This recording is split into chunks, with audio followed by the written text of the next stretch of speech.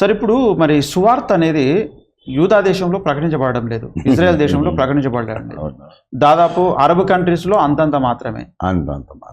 ఎక్కువగా ఈ తెలుగు ప్రాంతంలోనే ప్రకటించబడడానికి ఏదన్నా ముఖ్యమైన కారణం ఏమందంటారా? అట్లా ఏం లేదు, అన్ని దేశాల్లో ప్రకటించబడుతుంది. ఇప్పుడు రష్యాలో కూడా రహస్య క్రైస్తవ సంఘాలు ఉన్నాయి, చైనాలో రహస్య క్రైస్తవ సంఘాలు ఉన్నాయి. చైనా అండ్ రష్యా రెండు అగ్రరాజ్యాలు, కమ్యూనిజంనే అధికారిక పాలసీగా స్వీకరించిన రెండు అగ్రరాజ్యాలు రష్యా అండ్ చైనా. అణ్వస్త్ర దేశాలు కూడా.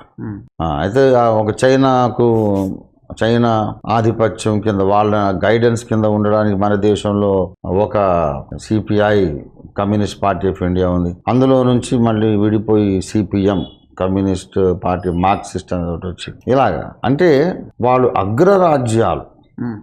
ఈ అగ్రరాజ్యాలు ఇజ్రాయెల్కు విరోధం. They hate Israel.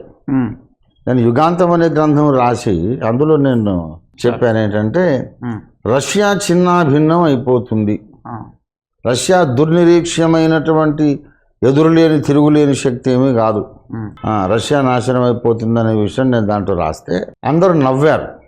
నవ్విన తర్వాత అప్పట్లో గోర్బచేవ్ ఉండేవారు, ఇప్పుడు పుతిన్ వచ్చారు అనుకోండి. గోర్బచేవ్ టైంలో అసలు అమెరికాను కూడా భయపెట్టినటువంటి ఒక బలమైనటువంటి రాజ్యంగా రష్యా ఉన్నట్టు మొత్తం యూనియన్ అంటే చిన్నాభిన్నం అయిపోయి సోవియట్ యూనియన్ పోయింది, రష్యా మిగిలింది. మరొకప్పుడు ఇప్పుడు యుక్రెయిన్ వారు అదేగా నా గొడవ. ఇప్పుడు ఒకప్పుడు సోవియట్ యూనియన్లో వాళ్ళు ఉండే భాగం, అట్లా ఎందరో వెళ్ళిపోయారు, ఆయుధాలు మాత్రం దగ్గర పెట్టుకున్నారు. అయితే భూభాగాలు విడిపోయినాయి, రష్యా చిన్నాభిన్నం అయిపోతుంది, రెండు జర్మనీలు ఒకటవుతాయి అనే సంగతి నేను రాశాను.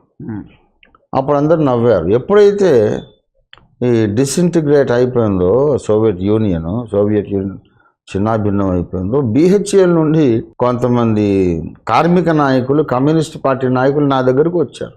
పాస్టర్ గారు మీరు ఎలా రాశారు, రష్యా అంటే తిరుగులేని శక్తి, ఒకనాటికి మొత్తం ప్రపంచమంతా కూడా మేము జయించి, ఇజ్రాయెల్ను కూడా జయించి, ఇజ్రాయెల్లో ఎర్ర జెండా పాతి అక్కడ నుండి వెస్ట్ యూరప్ అండ్ అమెరికాను కూడా మేము ఎర్ర జెండా పాతి జయిస్తాం అని మేము అనుకున్నాము. రష్యా ఇలాగా బలహీన పడిపోయింది ఏంటి, మీకు ఎలా తెలుసు అంటే, నేనేమో జ్యోతిష్కుడిని కాదు, మానవాతీత వ్యక్తిని కాదు బాబు, బైబిల్లో ఉన్నటువంటి ప్రవచనం నేను రాశాను, ఇంకా మిగతావన్నీ నెరవేరితే మీరు చూస్తూ ఉండండి అని చెప్పాను. కనుక మరి దేవుడు చేస్తున్నాడు ఇవన్నీ కూడా. త్వరలోనే వీళ్ళందరూ కలిసి వస్తారు, రష్యా, జర్మనీ. బైబిల్లో గోమెర్ అని ఉంటుంది, Rosh and Meshech, Russia, Moscow, Tubal అంటే టొబోల్స్కీ అనే ఒక ఇండస్ట్రియల్ సిటీ ఉంది అక్కడ. వీటికి అధిపతి అయినటువంటి మాగోగు దేశపు వాడగు గోగు, నీతో కూడిన పారసీక జనము, ఇతర జనం అంటే ఇరాన్, వీళ్ళందరూ కలిసి ఇస్రాయెల్ దేశం మీదకి వస్తారని దేవుడు చెప్తారు, నా దేశం మీదకి వస్తారు. అప్పుడు నేను మిమ్మల్ని దండించి మొత్తం మీరందరూ శవాల కుప్పగా మీ సేనలు మారిపోతాయి. అప్పుడు అన్యజనులు నన్ను తెలుసుకుంటారు.